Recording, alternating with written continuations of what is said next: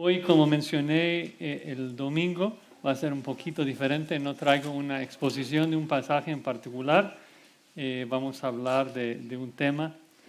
Somos una familia, somos la familia de Dios y a veces cosas pasan en la familia. Hay que sentarnos y hablar, pensar en el futuro, buscar el rostro del Señor.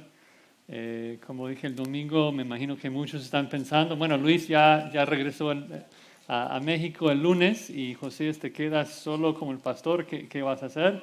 No eres muy estable de salud, somos muchos, ¿cuál es el plan?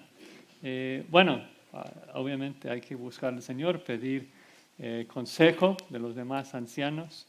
El plan que tenemos es de que yo voy a concentrarme en los sermones lo más que se pueda, en particular los domingos, también los miércoles que se pueda. También hay otro grupo de hermanos muy dotados aquí que enseñan, que ustedes conocen, la escuela dominical, y que nos ayuden los domingos y miércoles cuando nosotros no hemos podido, que nos puede ayudar. Pero aún así, el problema principal es de que hay mucho ministerio. O sea, cubrir el púlpito es una cosa, hacer todas las bodas, visitar a los enfermos, ministrar a ustedes de manera activa, es imposible para una persona, es imposible para dos personas. Es un trabajo de 10 pastores, no de uno o dos. Entonces, la solución es de que necesitamos nombrar a más ancianos, varios ancianos más. Si vamos a ministrar a ustedes y servir sus necesidades, necesitamos más pastores, más ancianos. Entonces, varios me han dicho, ok, ¿a quién vas a nombrar como anciano en el ministerio? Y mi respuesta siempre ha sido, no es que no funciona así. Yo no determino esto, no es mi decisión. Y cuando dije esto el domingo, causó cierta preocupación en la mente de algunos, que dijeron, bueno, Josías va a salir también, si no es su decisión, entonces él no va a ser pastor. Bueno, es que sí, me quedo como pastor en Grace en español, pero la iglesia no es gobernada por un hombre. Las decisiones no se toman por un pastor. Es de que esta iglesia es gobernada por Cristo, nuestra cabeza, por medio de su palabra enseñada por una pluralidad de ancianos. Entonces, la decisión se toma por los 37 ancianos que tenemos en esta iglesia. Obviamente yo he propuesto algunos nombres de candidatos que yo considero serían excelentes ancianos del ministerio, hombres que ustedes conocen y de buena reputación. Voy a hablar al final acerca de algunos nombres que mañana en la reunión de ancianos voy a proponer, pero aunque tengo cierta esperanza de lo que van a decir mis hermanos, yo no puedo decirles exactamente lo que van a decidir.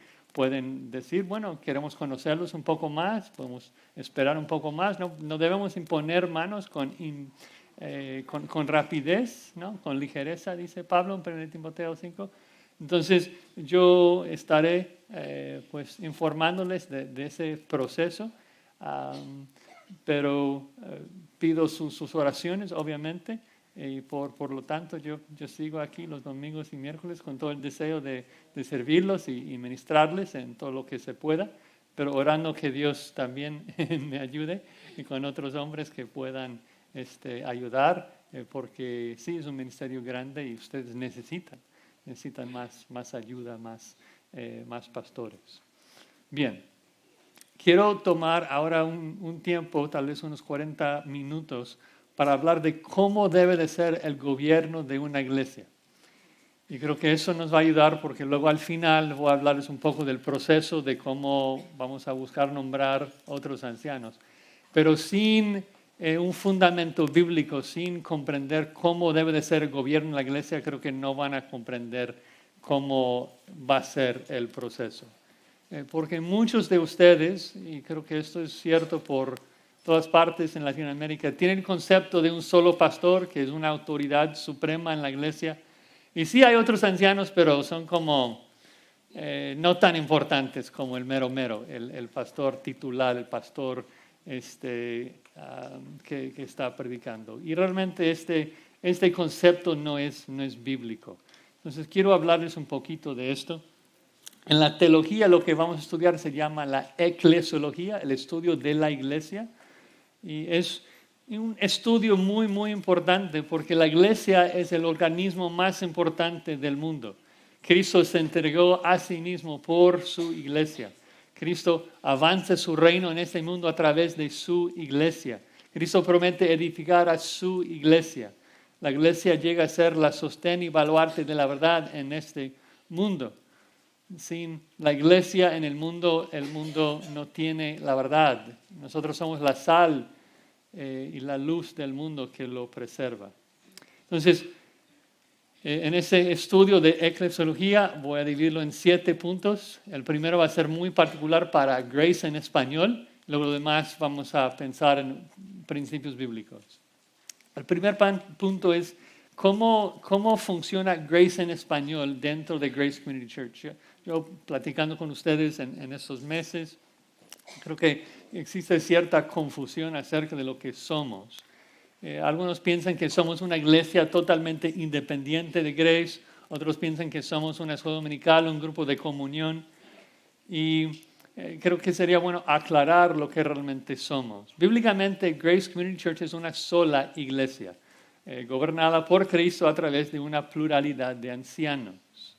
Entonces, aunque no sería pecaminoso que Grace en español fuese una iglesia independiente, algunas iglesias lo hacen así, tienen una iglesia en inglés y luego otra iglesia en español, pero luego habría que haber 2 grupos separados de ancianos, una organización totalmente separada.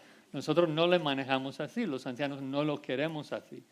Creemos que es de beneficio y de edificación que seamos una sola iglesia y que tengamos la bendición de mandar a nuestros hijos a los ministerios de jóvenes aquí y pues sí, ser beneficiados por la bendición de estar conectado con Grace Church.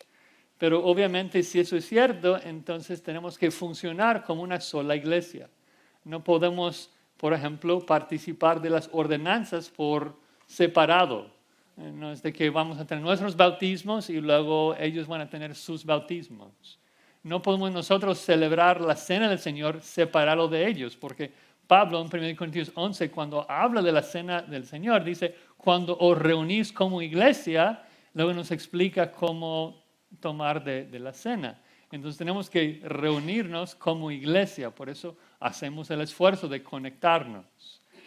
A veces a lo mejor no vamos a lograr técnicamente hacer la conexión, pero vamos a celebrarlo en el mismo día, en el mismo momento que el resto de la iglesia, procurando celebrarlo juntos. Y cuando hermanos me han preguntado a través de los años, y las preguntas vienen más de los hermanos en inglés, pero muchos preguntan, ¿por qué es de que no plantan entonces Grace en español como otra iglesia independiente? Mi respuesta siempre ha sido, no, es de más edificación para nosotros ser un ministerio conectado. Y de hecho, la primera cosa que siempre pasa cuando una iglesia aquí en los Estados Unidos planta una iglesia hispana es de que después de 2 años esa iglesia hispana ya comienza un ministerio en inglés. Porque, sus hijos no hablan español, sus nietos no hablan español y luego quieren invitar a sus colaboradores de trabajo y otras personas. Ustedes viven en un mundo bilingüe. Entonces tenemos que ver cómo tener una iglesia bilingüe en esta iglesia. Y debido a esto somos un ministerio realmente híbrido. Algunos de ustedes vienen a Grace en español después de estar allí con Pastor MacArthur. Escuchan el mensaje en inglés y luego vienen aquí como un grupo de comunión, disfrutan de la comunión, los eventos y qué bueno, lo más que puedan integrarse en la iglesia de Grace, mejor.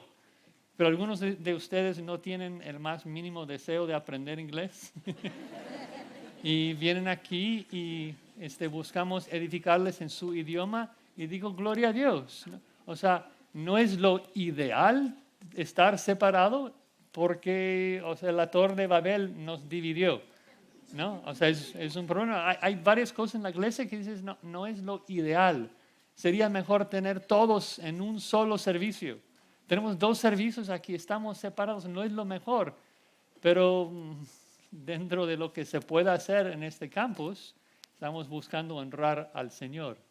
Entonces, el hecho de hacer traducción, creo que no es lo mejor. O sea, se pierde mucho en la traducción. Y por eso, como ancianos que queremos buscar la mejor manera de perfeccionar a los santos en Grace Church, que solamente habla en español, tenemos un ministerio donde predicamos la palabra en español. Entonces somos un ministerio, Grace en español, que de alguna manera funciona como grupo de comunión y en otra manera funciona como un ministerio. Entonces esto más o menos la idea de lo que somos. Ahora hablamos un poquito de los diferentes tipos de gobiernos de iglesia. Yo creo que les va a ayudar a no estar confundidos con ese concepto de una pluralidad de ancianos. Hay realmente 4 tipos de gobiernos de iglesias. La primera opción se llama la episcopal. El sistema episcopal es lo que usan los católicos romanos, que concentran todo el poder en un hombre individual. Siempre es un pirámide. En una iglesia el sacerdote, luego lo amplías a una región y tienes obispos y arzobispos, y luego sobre todo el mundo hay un solo hombre que es el Papa. Y esa mentira promulgada por hombres malvados ha destruido a millones de vidas y almas. Es una terrible mentira del diablo que busca reemplazar a Cristo como la cabeza de la iglesia. No vemos ninguna evidencia de esto en el Nuevo Testamento.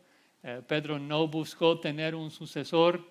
De hecho, en Hechos 15 vemos que Jacobo tenía más influencia en la iglesia en Jerusalén que Pedro, y que más tarde Pablo tiene que regañar a Pedro por su pecado. Obviamente no era el líder de la iglesia.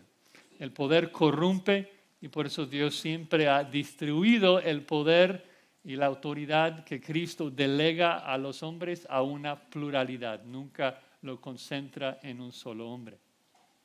La segunda opción que busca pues distribuir el poder es el sistema presbiteriano.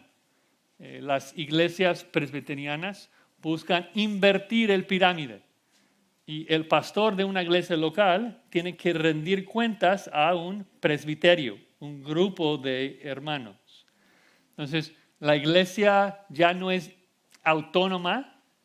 Cada iglesia tiene un solo pastor por encima de la iglesia, pero luego ese pastor tiene que rendir cuentas a un grupo de hermanos que forman parte del presbiterio.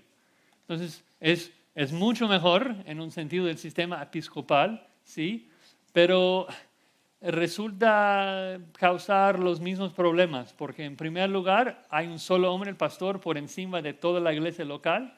Y luego tienes a unos hermanos muy influyentes ahí en el presbiterio que tienen un poder global sobre todas las iglesias en todo el mundo. Y si el poder corrompe, pues esto corrompe mucho también. Entonces, el Nuevo Testamento nunca habla de esto también. Y el texto que realmente usan para promover esa idea se encuentra en Hechos 15, cuando Pablo tiene que acudir al concilio de Jerusalén para tratar con el tema de la circuncisión. Pero no es lo que pasa, no es de que un presbiterio en Jerusalén llama a Pablo para tratarlo. Él voluntariamente decide ir. No tenía que ir. Entonces el argumento realmente no tiene sentido. Y tampoco en Hechos 6. O sea, en Hechos 6 los ancianos toman la decisión. Claro que piden consejo de la congregación, pero ellos mismos toman la decisión. Entonces creo que esa opción, la presbiteriana, tampoco es bíblica. La tercera opción es congregacional. Eso es muy común aquí entre los bautistas, de que los miembros de la iglesia toman las decisiones, de que la iglesia es gobernada por la democracia. Pero sabemos cómo va eso a veces, ¿no? Esto no es bíblico, porque el pastor no debe ser gobernado por la opinión de la multitud. De hecho, Pablo nos advierte a Timoteo, en 2 Timoteo, Dice, vendrá el tiempo cuando no sufrirán los hermanos, es la idea. O sea, la congregación no sufrirá la sana doctrina. ¿Y qué es lo que el pastor debe hacer en dicho caso? ¿Ceder ante la congregación? No. Cuando ellos tienen comezón de huir, se montarán maestros conforme a sus propias concupiscencias. Y Timoteo, no importa, tú predica la palabra, ¿no?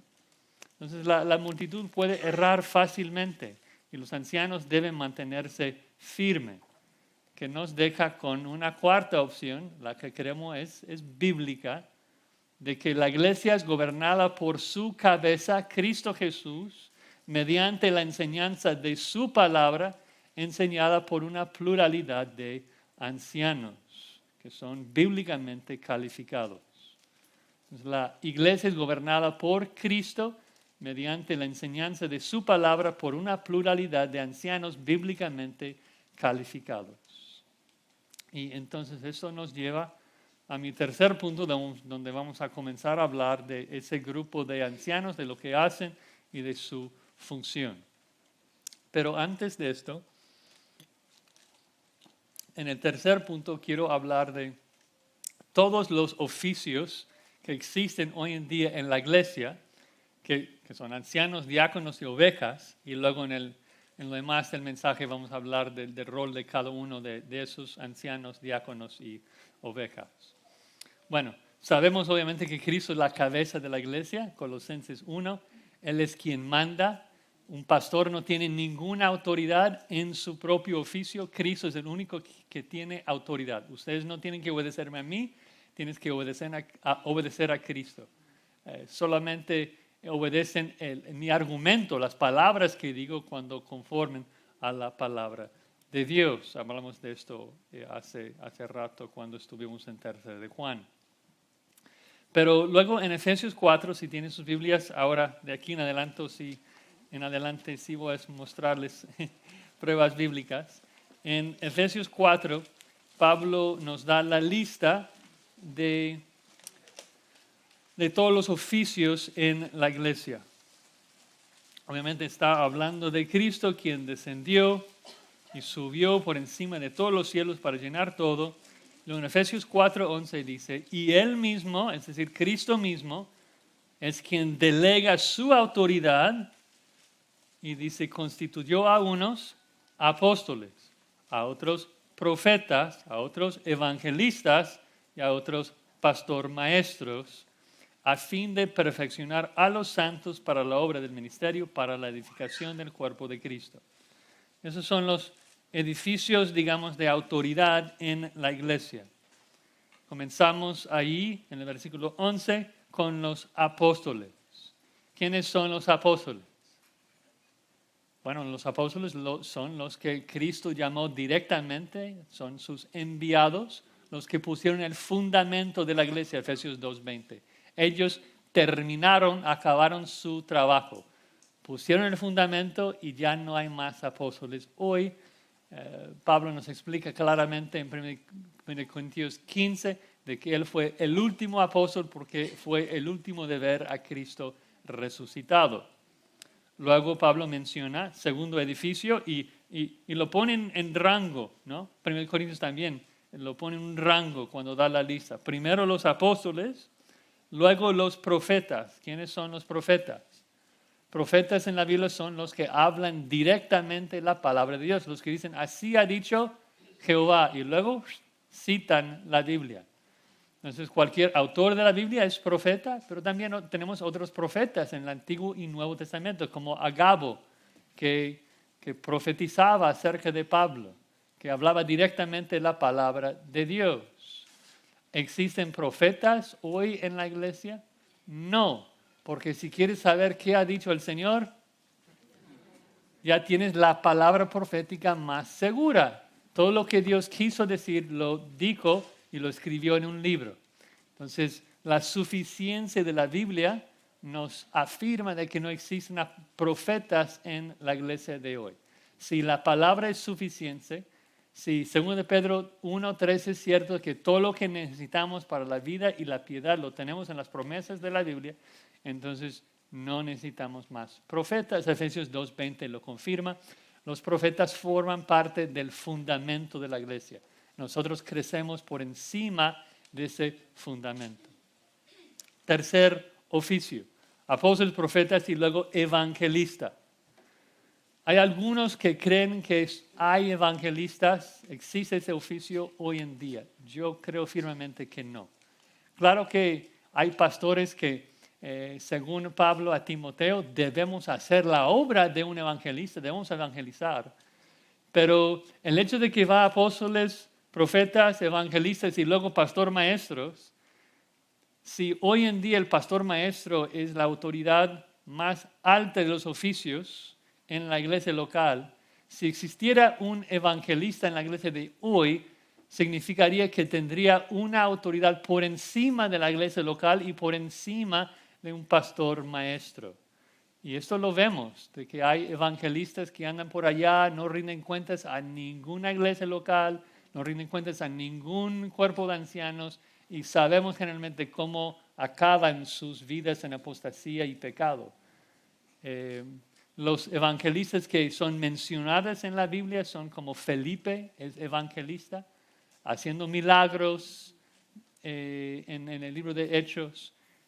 Yo incluiría a Esteban, Tito, Timoteo, delegados apostólicos que estaban estableciendo la doctrina en diferentes regiones. Recuerden que gente como Timoteo y Tito se gozaban de una autoridad por encima de un pastor maestro. Yo no tengo el derecho de ir aquí en Los Ángeles a cada iglesia y estar nombrando ancianos. Tú sí, tú no. Pero Tito sí, Tito debía viajar por toda Creta. ¿Y qué debía hacer? Por obligación de Pablo debía ir de ciudad en ciudad y establecer ancianos en cada iglesia. Es decir, que él tenía una autoridad por encima de los pastores maestros. Entonces creo que ese oficio también queda en el primer siglo, que nos deja con el oficio del pastor maestro o del anciano. Su trabajo es la perfección de los santos para la obra del ministerio, es su misión. Es un anciano. Vamos a hablar un poquito más de él, de ese oficio, pero también no en esta lista debemos mencionar a los diáconos y ovejas, que vamos a hablar de ellos en un segundo, y un texto que nos ayuda a ver de que esos son los tres oficios que existen en la iglesia en el día de hoy. Si ves Filipenses 1:1, cuando Pablo desea saludar a todos los hermanos en la iglesia de Filipos, noten cómo lo hace. Filipenses 1:1. Pablo y Timoteo, siervos de Jesucristo, y luego va a dividir a la iglesia en tres categorías.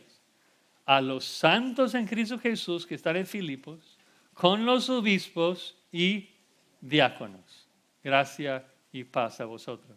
Entonces la iglesia de Filipos se dividía en tres categorías: los obispos, los diáconos y los santos, que hoy en día son las mismas tres categorías que vemos en cada iglesia, como debe de ser.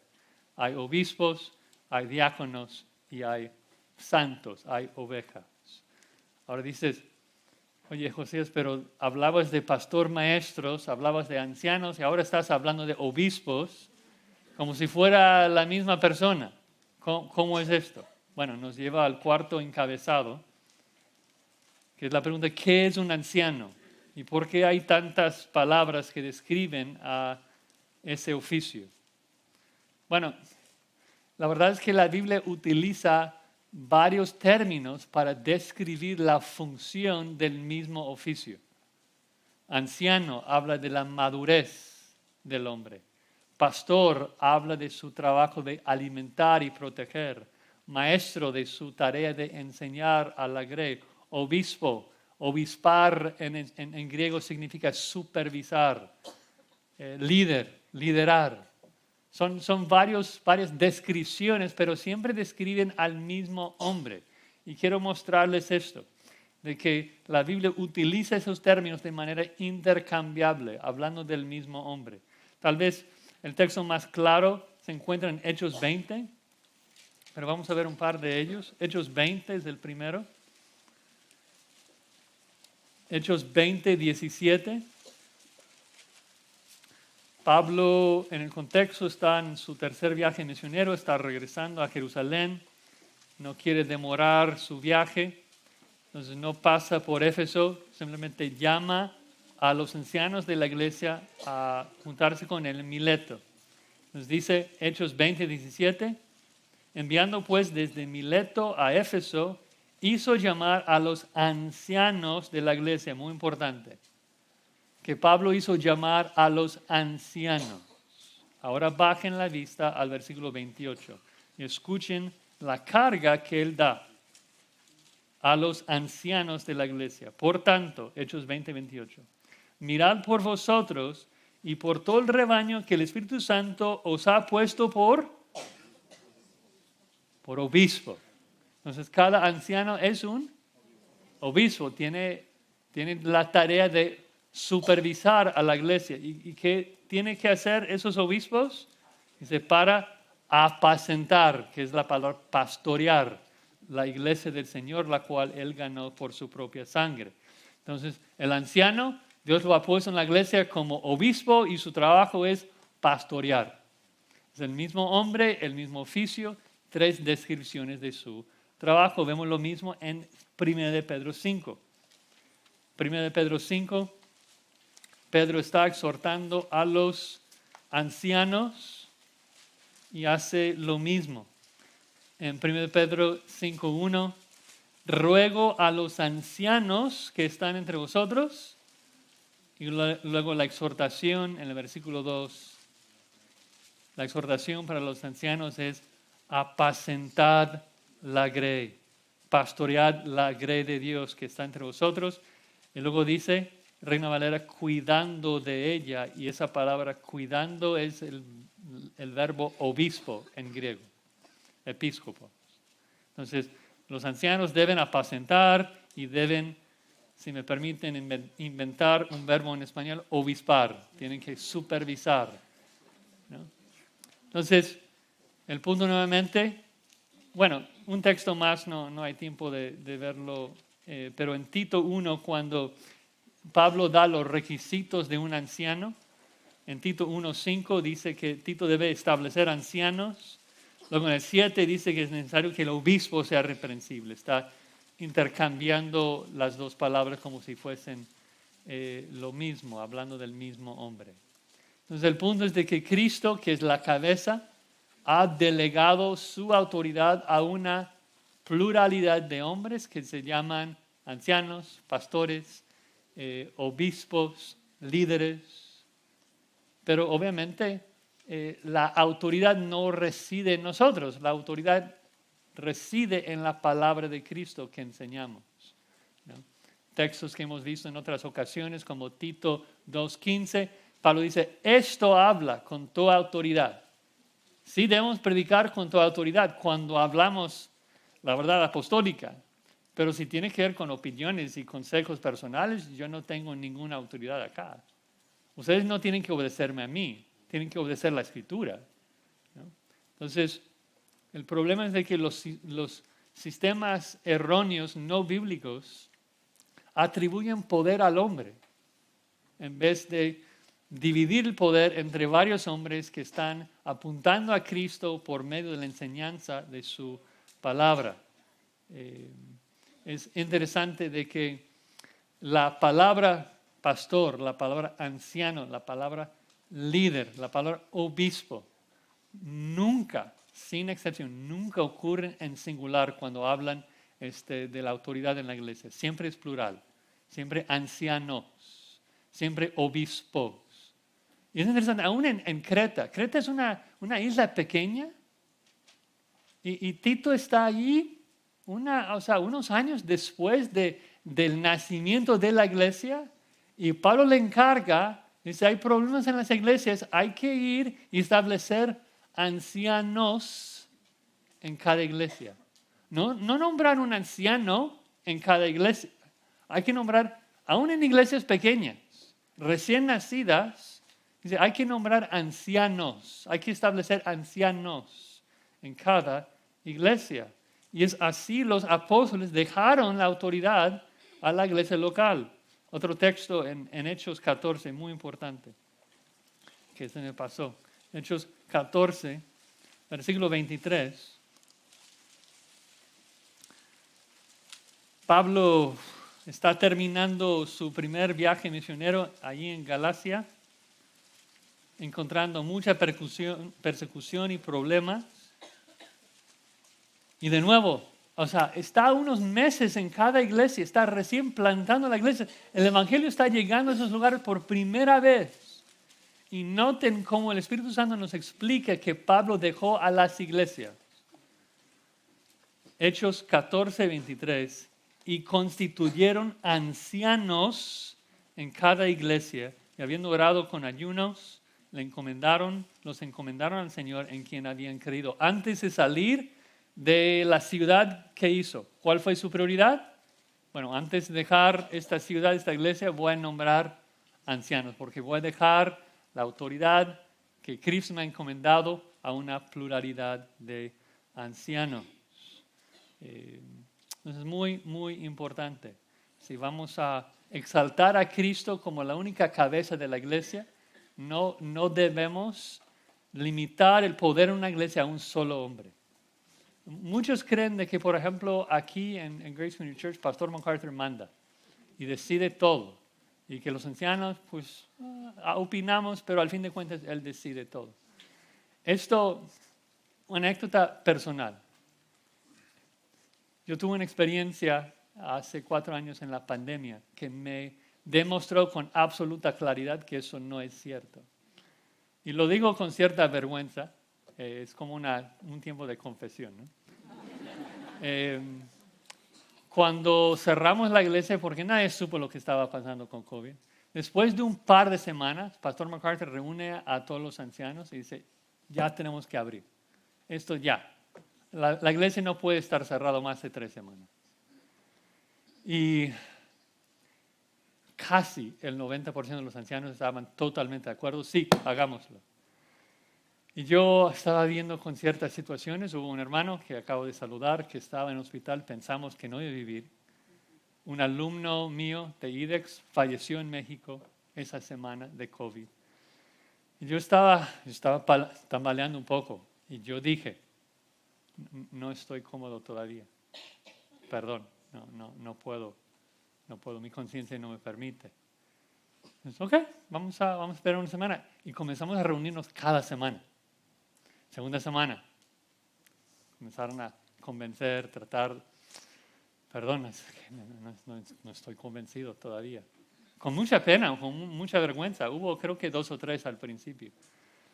Y luego Pastor MacArthur escribió un documento. Y, no estoy listo para firmarlo así. Yo necesito hacer algunas. Y la paciencia de Pastor MacArthur y los otros ancianos, porque todo lo que decimos aquí lo decidimos de manera unánime. Entonces, esperaron, editamos el documento y luego, ya estoy listo para firmarlo. Me gusta cómo lo estamos diciendo. Lo firmamos. Y MacArthur llega ahí al púlpito y dice, ahora es el momento. Y lo presenta como si fuese exactamente su decisión. ¿Por qué? Y nadie supo de que fue el tonto Josías que no estaba listo. Porque lo presenta así. Porque él es la voz de un grupo de ancianos, ¿no? Entonces él lo presenta como eso es lo que decidimos. Él tiene mucha más influencia que yo, seguro. Pero todos tenemos un solo voto. Y así tiene que ser. Porque así la iglesia es protegida de hombres malvados que quieren corromper a la iglesia. Bien, pasemos al quinto encabezado. ¿Cuáles son los requisitos para uno de estos ancianos pastores? En particular, muy, muy útil para nosotros si estamos buscando nombrar a más ancianos, pastores, obispos. ¿En cuáles hombres debemos de fijarnos? La iglesia moderna está buscando el que habla muy bien, el que es muy amable, el que se presenta, luce, viste muy bien. ¿A quiénes debemos de buscar para ser un pastor en la iglesia? Bueno, hay 3 listas de los requisitos de los ancianos en el Nuevo Testamento. La primera lista se encuentra en 1 Timoteo 3, 1 al 7. La segunda lista en Tito 1, 6 al 9. Y la tercera lista menos conocida se encuentra en 2 Timoteo 2, 24 al 25. Vamos a ver la primera lista y leerlo. No vamos a invertir mucho tiempo acá, pero quiero leerlo para que se den cuenta de los requisitos de un anciano. Dice 1 Timoteo 3:1, palabra fiel, si alguno anhela obispado, buena obra desea. El primer requisito es interno. El hombre tiene el deseo de hacerlo. Dios ha puesto en él el anhelo profundo de servir a los hermanos. Pero luego vienen los requisitos externos. Dice, pero es necesario que el obispo sea irreprensible. Irreprensible no significa que nadie le pueda acusar de nada. Significa que nadie le pueda acusar con éxito de no ser el hombre que describe aquí. Marido de una sola mujer. Literalmente varón de una sola mujer. Sobrio, prudente, decoroso, hospedador, apto para enseñar. No es una lista exhaustiva. Es una lista que representa y nos pinta la idea de ese hombre. No dado al vino, no pendenciero, no codicioso de ganancias deshonestas, sino amable, apacible, no avaro, que gobierne bien su casa, que tenga a sus hijos en sujeción con toda honestidad. Pues el que no sabe gobernar su propia casa, ¿cómo cuidará de la iglesia de Dios? No un neófito, no sea que envaneciéndose caiga en la condenación del diablo. También es necesario que tenga buen testimonio de los de afuera para que no caiga en descrédito y en el lazo del diablo. Entonces esto es la descripción de un anciano. Aquí en Grace hay otro dato tal vez un poco peculiar para nosotros. En Tito 1:6 dice que tenga hijos creyentes. Y hay varios ancianos en nuestra congregación que creen firmemente de que eso significa que cada pastor debe tener hijos regenerados, salvos, aún hijos adultos. Y entonces, si hay un hermano aquí en nuestro ministerio que parece un hombre fiel, que ama al Señor, que tiene buena reputación, pero tiene un hijo adulto de 40 años que no es cristiano, no podemos considerarlo, porque los ancianos que no creen así ceden a los ancianos que sí, y solamente nombramos ancianos con hijos creyentes. Así que si me vienen con un nombre que quieres nombrar a fulano, hermano, como anciano, toman eso en cuenta, de que no vamos a considerar a ningún hermano que no tenga hijos creyentes. Bueno, sí, esto es, podemos pasar mucho tiempo hablando de los requisitos, pero obviamente describe un hombre maduro, santificado, no perfecto, pero un hombre intachable en su reputación. Y eso nos lleva al sexto encabezado que tiene que ver con los diáconos. Los diáconos, y ya que estamos en 1 Timoteo 3, la lista de los requisitos de los diáconos viene desde los versículos 8 al 13. Lo curioso es que describe el mismo carácter. Describe la misma moralidad, digamos, la misma madurez espiritual. La única diferencia es que el diácono no tiene que ser apto para enseñar, porque el diácono no tiene la carga de predicar en la iglesia. Y la pregunta es, ok, tenemos a los ancianos, ellos enseñan, ¿qué hacen los diáconos? Y la respuesta de la mayoría de la gente es que el diácono es el que sirve. No. ¿Por qué? Porque el cristiano es el que sirve. Todo cristiano sirve. El diácono es un oficio más específico. El diácono es el que sirve específicamente a los ancianos. Y vemos el principio en Hechos 6. Es un poco diferente, solamente hubo apóstoles en Hechos 6. Pero recuerden de que hubo una necesidad de servir a las viudas, más helenistas que no hablaban hebreo.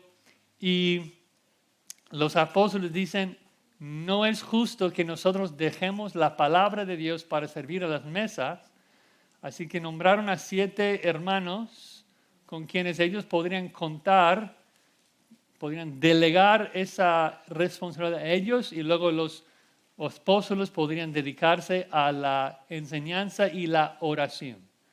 Y esto entonces es el trabajo de un diácono. Ahora, eso no significa que yo no puedo ni debo acomodar sillas y que no debo limpiar baños aquí. Muchos pastores usan el versículo así porque no quieren servir a los hermanos. No, el pastor debe ser el siervo más grande de su iglesia. No es superior. Yo soy una oveja del mismo pastor que ustedes. No soy superior. El punto es simplemente de que si yo estoy aspirando a la alfombra toda la semana, no les conviene esto. No les ayuda en su edificación porque necesito encerrarme en mi estudio y estudiar la palabra de Dios para traerles una palabra del Señor, ¿no? Entonces necesito a hombres en la oficina o fuera de la oficina con quienes yo puedo tener allí mis llamadas recientes y, oye, o mandarle un WhatsApp, ¿no? Necesito que me ayudes con esto y luego delegarlo y ni pensarlo 2 veces, porque son hombres tan responsables de que yo no tengo que dar seguimiento ya. Sé que ellos se van a encargar de esto y ya. Entonces eso es un trabajo de un diácono. Entonces por favor no usen el oficio de diácono como pretexto de no servir. Cuando una persona en la iglesia dice, eso es trabajo para el diácono, no, eso es pretexto de pecado, ¿no? Todos nosotros nos servimos los unos a los otros. Bien, 7º encabezado, las ovejas. Y voy a dividir ese punto en 2, primero hablando de mis hermanas, ovejas femeninas, y luego a las ovejas, mis hermanos. Muy rápido. ¿Cuál es el rol de las hermanas en la iglesia? Bueno, cada hermana tiene un don y debe usarlo, debe ser muy activa en el servicio de los santos, ministrando a los santos. Es importante enfatizar esto, ya que he enfatizado tanto el liderazgo varonil en la iglesia, pues eso no relega a la mujer a un lugar de inferioridad, para nada. Somos un cuerpo, todos nos necesitamos los unos a los otros. Recuerden que la mujer es totalmente igual al hombre en términos de valor delante de Dios. En la creación, Génesis 1:27, somos creados a la misma imagen. En la salvación, Gálatas 3:28, no hay varón ni hembra en la iglesia, ni en el cielo en el futuro. Dice que seremos como los ángeles de Dios sin casarnos. Igual en cuanto a valor. Pero sí tenemos roles distintos. Tenemos roles distintos en la creación. El hombre fue creado como ayuda idónea. Allí en Génesis 2 tenemos roles distintos en el hogar. 1 Corintios 11:3, el hombre es cabeza de su mujer, exactamente como el Padre es cabeza de Cristo en la economía de la redención. Y tenemos roles distintos en la iglesia. 1 Corintios 14:34 y 1 Timoteo 2:11 enfatizan esto, de que la mujer debe aprender en silencio, de que no debe enseñar, no debe predicar, no debe ejercer autoridad sobre el hombre en la iglesia. Y no es algo que tiene que ver con la cultura. Dice en 1 Timoteo 2 de que la mujer aprenda en silencio con toda sujeción. Dice 2:12, no permito a la mujer enseñar ni ejercer dominio sobre el hombre, sino estar en silencio. ¿Y por qué? ¿Es algo temporal? ¿Es algo cultural? ¿Por qué la mujer debe aprender de la enseñanza varonil? Dice en 1 Timoteo 2:13, porque Adán fue formado primero y después Eva. Y Adán no fue engañado, sino que la mujer, siendo engañada, incurrió en transgresión. Entonces la estructura, autoridad que existe en los roles, los papeles del hombre y la mujer dentro de la iglesia no se debe a la cultura, se debe al orden de la creación que Dios ha establecido y eso no cambia. Esto queda siempre así. Ahora, finalmente llegamos a las ovejas, mis hermanos varones, Y quiero terminar tal vez con ustedes con una exhortación. Normalmente trato a mis hermanos de manera un poco más amable, pero con ustedes no tengo que pensar así. Eh, quiero despertarlos un poquito y llamarles a liderar, de tomar en serio tu rol, porque el liderazgo varonil en la iglesia es esencial en el plan de Dios. Hermanos, la iglesia te necesita. Estuve pensando en esos servicios los miércoles donde nos dedicamos a la oración. Algunos de ustedes llevan 10 años viniendo a ese servicio y nunca han orado. Digo, qué pena. La iglesia, no, te necesitamos, hermano. Necesitamos que tomes tu rol de liderazgo. Portaos varonilmente, dice Pablo, y parte de esto es ser líder, ser el primero en servicio, el primero en liderar. No tengas pena, no tengas temor de usar las palabras teológicamente correctas ni nada de esto. La iglesia te necesita. Salomón dice, donde no hay dirección sabia, caerá el pueblo. Como hombres, Dios nos ha llamado a ser líderes. Y es muy difícil para nosotros porque vivimos en una cultura bastante afeminada, una cultura llena de hombres débiles. Claro, los hombres hoy en día se creen muy machos y abusan de las mujeres, pero no las lideren. Hablando de tal vez Latinoamérica, los hombres de Latinoamérica se creen muy, muy machos, muy fuertes. Pero saben que todos los eruditos están de acuerdo en que la cultura latina es una sociedad matriarcal. Porque la mujer es la que manda en las casas latinas. Los hombres son borrachos, ausentes. La chancla de la mamá es la autoridad del hogar latino. Y se ríen, pero es el contexto en que nacieron, es que vivieron. Cada cultura tiene sus fallas. Los españoles no es de que son mejores, son diferentes. Los hombres españoles a veces son muy efeminados y tienen que pelear contra eso. Los gringos también son muy ausentes de sus hogares. Y tenemos que decir, no vamos a ser así. Vamos a portarnos bíblicamente, tomar el liderazgo, ¿no? Guía a nuestra familia en justicia, en piedad, de ser ejemplo, ¿no? Obviamente no lo hacemos para ser visto por los hombres. No hablo de ser orgulloso. No, 1 Pedro 5 habla de servir, de ser un ejemplo en servicio. El líder no es el que da órdenes desde atrás. El líder bíblico es el que está enfrente sirviendo, ¿no? Cuando llegas de tu trabajo a casa, estás ahí en el sofá dando órdenes. Eso no es ser un líder. Eso no es ser hombre. El hombre es que se levante del sofá y atiende las necesidades de la casa y sirve. Luego los hijos le imiten. Luego la familia le sigue, ¿no? Y es debido a esto de que una de las maneras primordiales, ahora haciendo la transición a la oración, una de las maneras primordiales en que lideramos nuestras casas y nuestras iglesias es por medio de la oración. Por medio de la oración. ¿Por qué?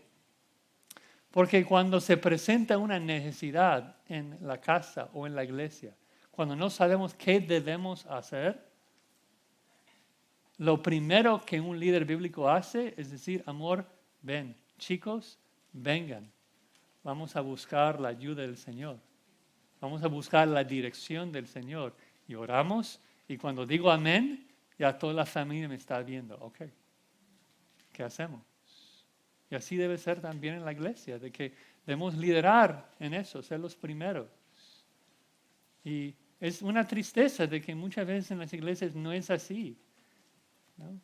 Pastoras toman control de una iglesia de hombres cobardes que no conocen la escritura. Es una pena, es una vergüenza. No debe ser así, ¿no? La cultura habla mucho de exaltar a la mujer a la igualdad del hombre. Es una mentira de Satanás, eso. ¿Cómo vamos a permitir que la mujer llegue a la igualdad del hombre en nuestra nación, en nuestras iglesias? ¿Para mandar a nuestras hijas a la guerra? ¿Y a trabajos de plomeros y trabajos de la basura? No. Mi esposa no es mi igual en esas cosas. Yo me muero antes de permitir que mi hija vaya a la guerra. Eso es terrible. Hacerla igual a mí en esas cosas es bajarla del lugar de reverencia que Dios lo ha puesto en la Escritura, donde yo debo servirla, ¿no? Entonces nosotros tenemos que servir a nuestras casas, servir a nuestra iglesia, ser buenos líderes, ejemplos, porque así nuestro capitán, nuestro cabeza, nuestro Señor y Salvador Jesucristo nos ha encomendado. Él es la autoridad en nuestra iglesia, Él es la autoridad de nuestras casas. Y nosotros tenemos que ser ejemplos en la forma que le imitamos y le servimos. Bueno, fin de mi exhortación por el momento. Vamos a orar y luego, después de cortar el live stream, tengo unas palabras de cómo va a ser el plan de nombrar a más ancianos. Padre Santo, damos gracias por tu palabra, que es tan clara, donde nos instruyes con tanta claridad acerca de cómo debemos manejar nuestras casas, nuestra iglesia. Y te rogamos, Señor, que nos perdones por nuestra ignorancia y por las muchas maneras en que nosotros hemos fallado. Límpianos de nuestro pecado y darnos un celo nuevo de tomar en serio el rol que nos has dado. Si somos ovejas, si somos diáconos, si somos ancianos, queremos cumplir con la función que nos has dado. Sabemos de que no somos superiores, todos somos iguales, todos formamos parte del mismo cuerpo que Cristo redimió con su sangre. El ojo no es más importante que el pie. Todos nos necesitamos. Ayúdanos a animarnos los unos a los otros en cada día, a fin de que todos podamos buscar la gloria de Cristo en todo, Señor. Y damos gracias por esta iglesia. Te rogamos que tú sigas, Señor, dando sabiduría a los ancianos para direccionar esta iglesia para tu gloria y para el bien de tu pueblo, la expansión de tu reino. Queremos exaltarte, Dios, buscar la edificación de los santos y la evangelización del mundo. Para tu gloria lo pedimos. Amén.